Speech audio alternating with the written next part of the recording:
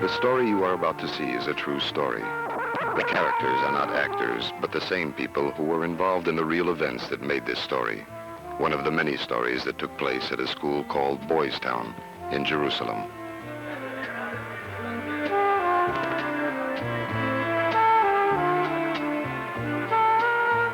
It was a day like any other at Boys Town.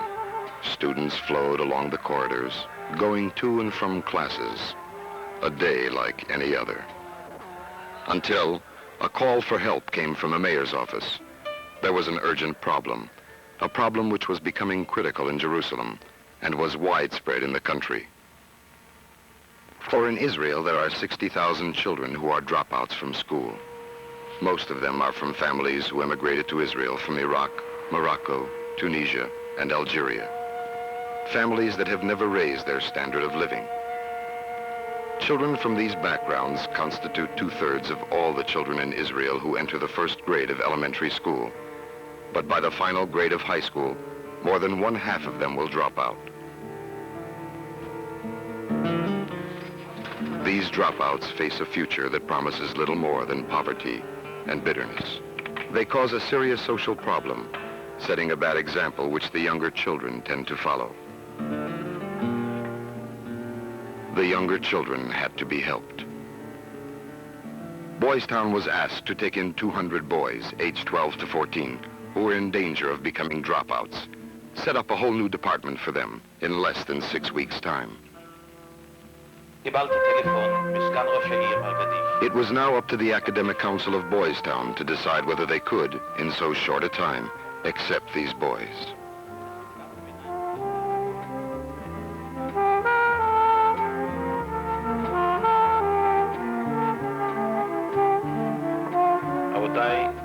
Mr. Baritan, the principal of the high school, pointed out the obstacles they would have to face. We haven't the experience to cope with the 12 to 14 age group. Our experience is with older boys. This new group will have to be approached on different lines than those we use in the high school. We will never have enough teachers or a proper curriculum arranged in so short a time. Especially these children, who live in overcrowded conditions that deprive them of the basic essentials for their progress at school. These children need a special approach. If we take on such a program, it must succeed. And all this means careful planning. And that takes time. And if we say no, what will happen to these children? In my opinion, if we don't give these children the chance their parents didn't have, if we don't give them values, then this situation will go from bad to worse. We've had children with problems before, and see how they've developed?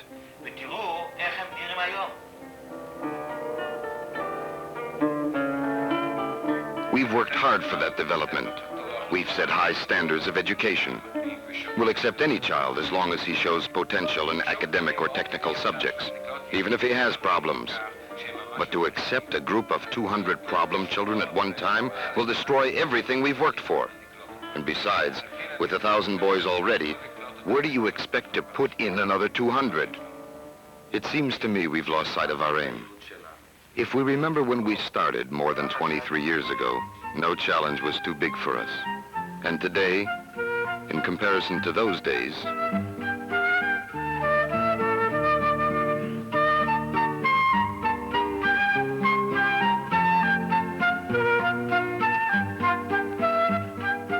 the facilities we have, the comforts,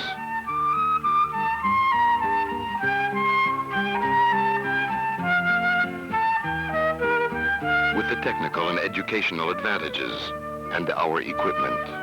Aren't our chances of success much higher? What's happened to us? Have we forgotten how to be pioneers? The state invests so much money and effort to protect the country physically. Is it too much for us to play our part by protecting the country spiritually, investing in its future? For the future of our country is its children. The meeting went on for hours, but in the end, there was no need for decisions. The answer we would give the municipality was clear. However, Boys Town would insist on certain conditions which would ensure that the new pupils receive the same benefits as all its other pupils. For our boys live together 24 hours a day.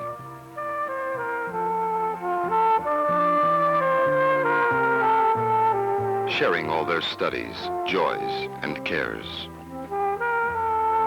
The laboratories and workshops are open to them, even when classes are not in progress, encouraging responsibility, love, and interest in their work.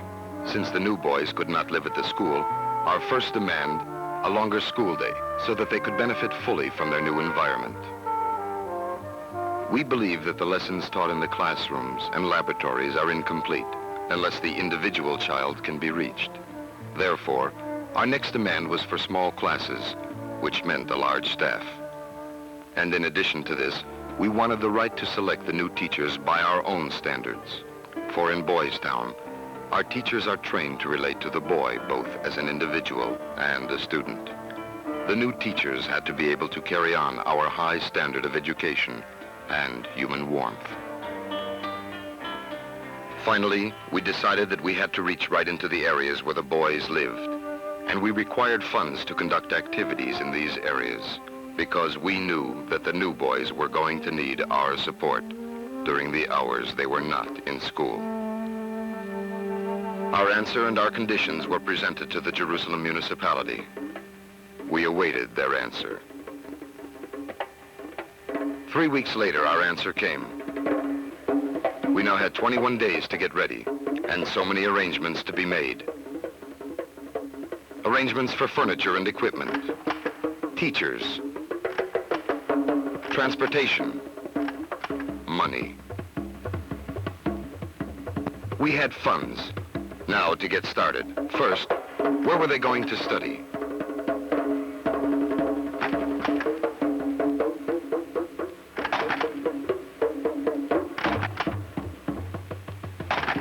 The shelter? No, not these children. The annex down the road, where the seniors lived and studied. These would be classrooms. The boys would double up in the other dormitory building. We began interviewing teachers and looking for a principal. We worked against time. Walls to be broken, doors to be installed, windows fixed, and everything to be painted. The days flew by. Where were we to find 30 hand-picked teachers? And where is the furniture? We couldn't wait. More delays. We'd have to see what we could find. The seniors joined in giving freely of their time, imagination, and skills. But with less than 6 days to go, we still had no principal and not nearly enough teachers. We called on our high school teachers, asking them to take on additional classes. We were given money for books and materials, and preparations continued. Only 2 days to go. The search for teachers grew even more urgent. But we did find our principal, Rabbi Samuel Horowitz, a man with all the qualifications to head this project. We had to hurry.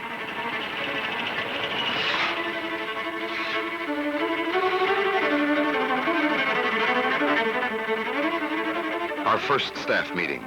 We had no time for the philosophy of education. Right now, there were schedules to work out, a curriculum to arrange, afternoon activities to organize, homework groups, sports groups, discipline, routine, busing. The meeting went on for hours. We had nothing to go on. No information about the boys, no scholastic records, and only 4 hours were left. For in the morning, the boys were coming.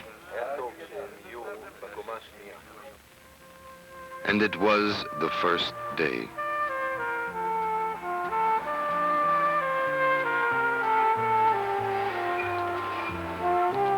We waited for them in the synagogue.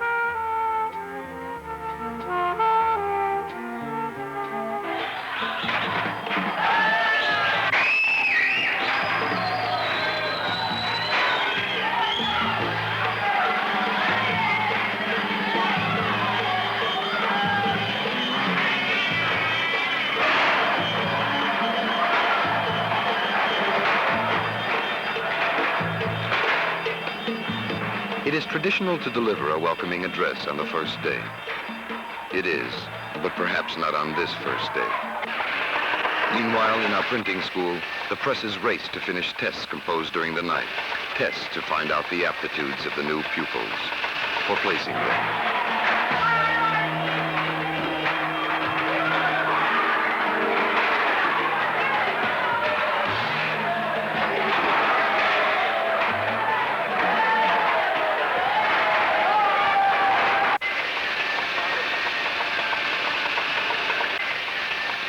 These boys were already skilled printers. They took shifts at the presses, working together to help make the new boys a part of Boys Town.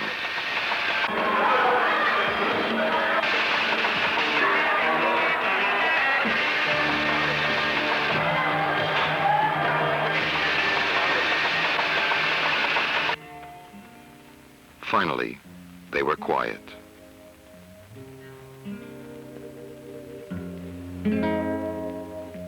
The tests would show us what they could do, but their faces showed us what they could become.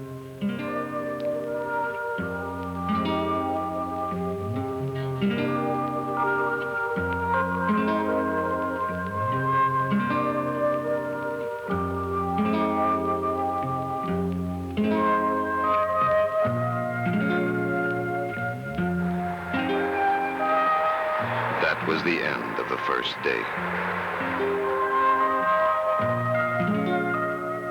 The beginning of another long night. Tests had to be graded, and this needed many heads and hands to be finished in time. Some of the seniors, excellent students, volunteered and worked side by side with the staff.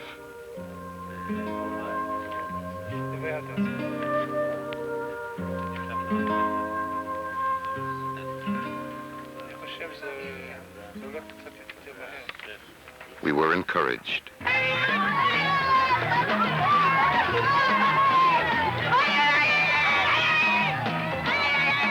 Now that they were unsupervised, the tensions of the first unfamiliar day were let loose. The boys belonged to various rival neighborhood gangs, and they gave vent to all their hostilities and insecurities.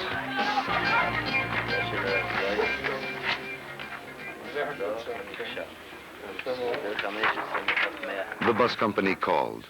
They threatened to stop their service. We'd have to find boys to go along with them on the buses. Boys who could combine the gentleness of touch learned in the precision laboratory with their other talents, for they were also members of the school's karate group.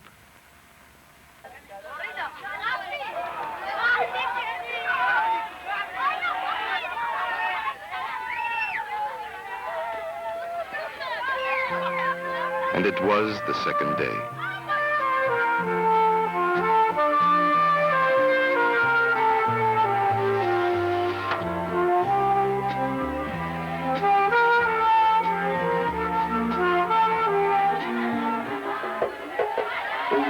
The gangs were at it again, their leaders looking for trouble, for attention.